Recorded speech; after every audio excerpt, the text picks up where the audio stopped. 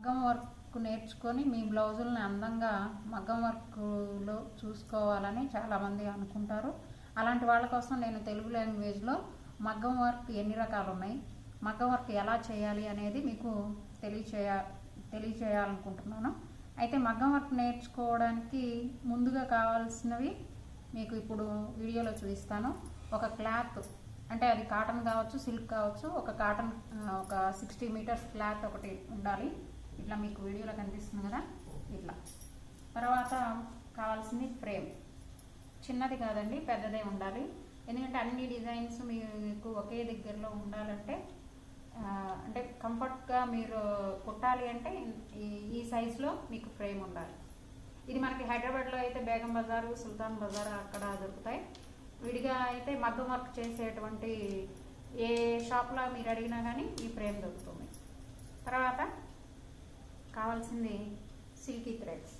అంటే silky threads అంటే ఇప్పుడు మనకి టైలింగ్ షాప్లో దొరికేటువంటి థ్రెడ్స్ కాదండి, ఇట్లా సిల్క్ కలర్లో ఉంటాయి, స్మూత్గా ఉంటాయి అలా. తర్వాత కావాల్సింది నీడిల్.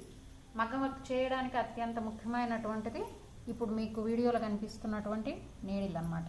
చూడండి, మీకు కనిపిస్తుందా? నీడిల్లో ఉన్నటువంటి కొన భాగం, ఈ చివరి భాగము కొంచెం పైకి ఉంటుందన్నమాట.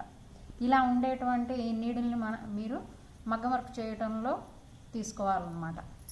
తర్వాత కావాల్సింది ఇట్లా గోల్డ్ థ్రెడ్.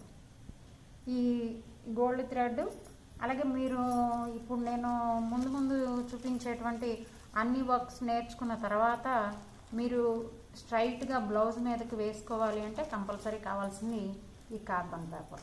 ఈ కార్బన్ పేపర్ని మీరు డిజైన్ మీద పెట్టి మీ బ్లౌజ్ మీద ఆ డిజైన్ని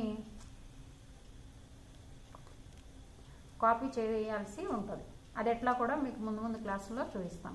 అయితే మెయిన్గా కావాల్సింది మాత్రం మగ్గం వర్క్ నేర్చుకోవాలనుకున్న వాళ్ళు, తెలుగులో తెలుసుకోవాలనుకున్న వాళ్ళు మెయిన్గా ఉండాల్సింది ఇది: 1 క్లాత్, 2 ఫ్రేము, 3 సిల్కీ థ్రెడ్స్, 4 అత్యంత ముఖ్యమైనటువంటి